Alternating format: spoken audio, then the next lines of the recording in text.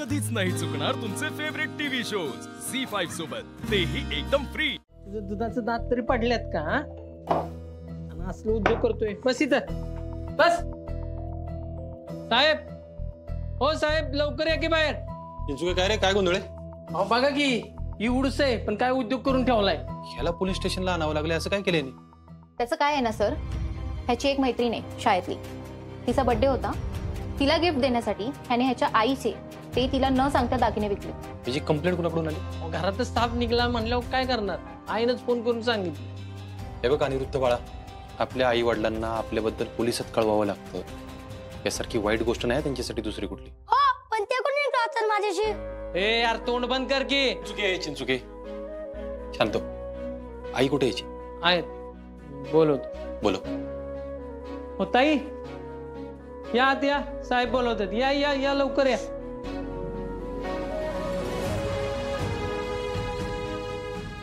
थोडं पाणी घ्या तुम्ही।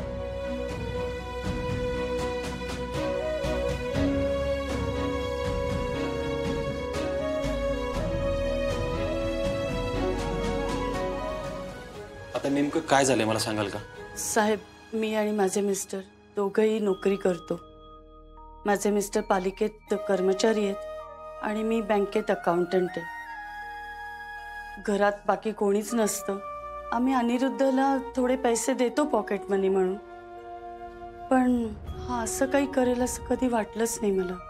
त्याचं काय आहे इथं मॅडम? आपला मुलगा चोरी करेल असं कुठल्याच आईला नाही वाटत, पण त्यांनी चोरी केली हे खरं आहे ना? साहेब, मी चोरी करायला दिसते, का केलं ते पण विचारा ना।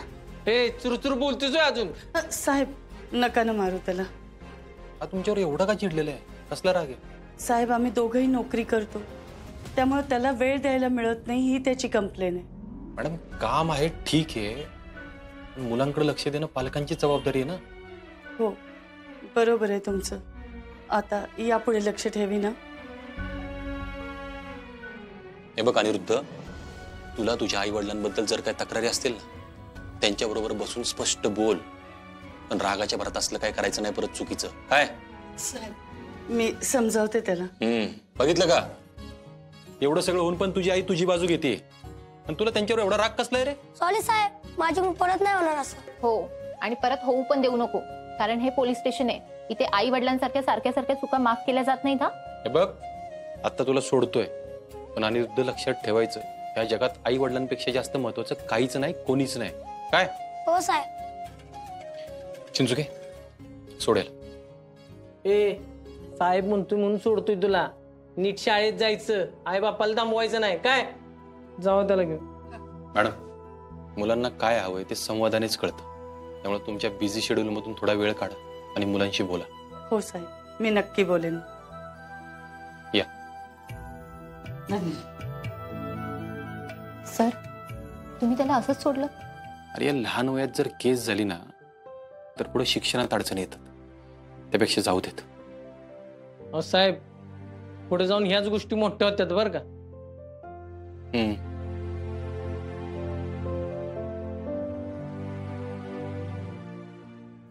होतो का?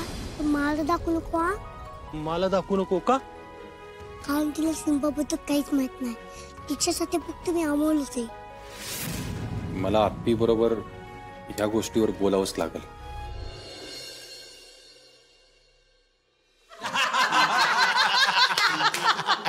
अहो तर दाजी, एवढ्या सुट्टीनंतर आज मी ऑफिसला गेलो ना, मला लय भारी वाटलं राव। अरे दिप्या, इतक्या दिवसानंतर ऑफिसचं नाव काढल्यानंतर खुश झालायस तू? अहो बापू, कामच माणसाची चिंता घालवतो बघा, असं घरी बसून असलो ना, डोक्यात काय बाय विचार येतात। दिप्या, नक्की तेच कारण आहे ना ऑफिसला जायचं? म्हणजे?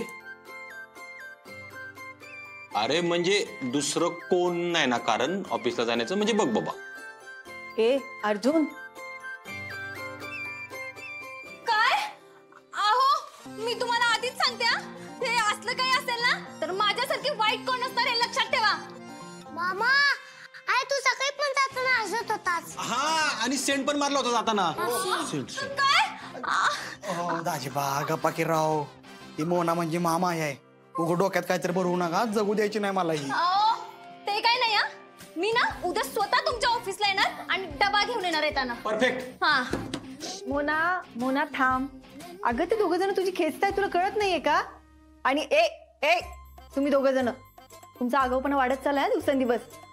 अहो अर्जुन दादा, मी किती घाबरली होते हो.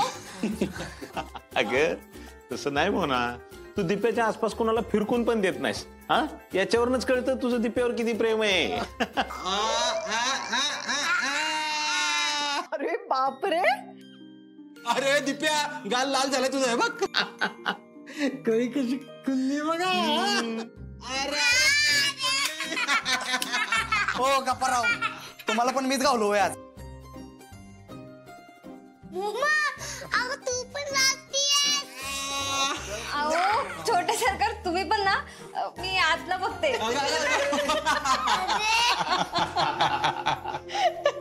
बाद झाला आता. काय रे, शाळेतला दिवस कसा गेला आज? मस्त. बर, छान. आणि बाबाला जाताना त्रास नाही ना दिला? नाही नाही नाही, त्रास नाही.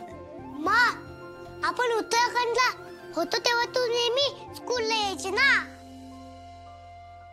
पण आज माझ्यासोबत बाबा होता म्हणून मग खूप भारी वाटतं. मग आता उद्यापासून कोणाची ड्युटी शाळेत सोडायची? कोणी पण येऊ द्या आजोबा, तरी माझी मा आणि बाबा बेस्ट आहेत.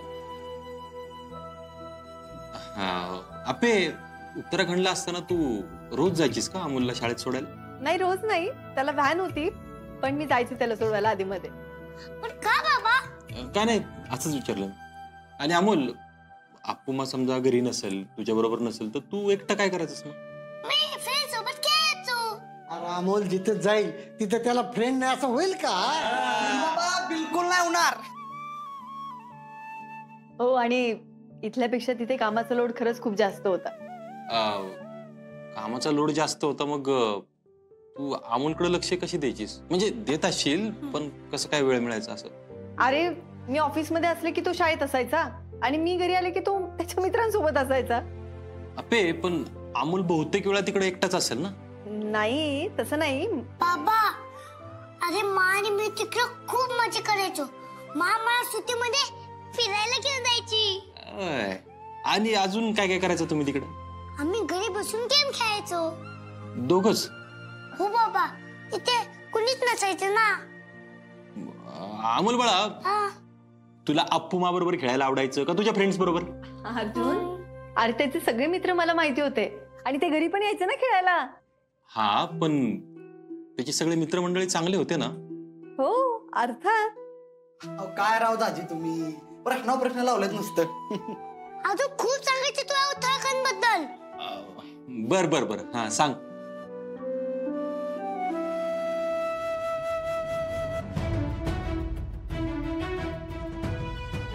अर्जुनने आज असा पहिल्यांदा शंकेचा सूर धरलाय, ते अमोलच्या बाबतीत. काहीतरी नक्की. झी5 ॲप डाउनलोड करा आणि पहा सर्व एपिसोड्स एकदम फ्री.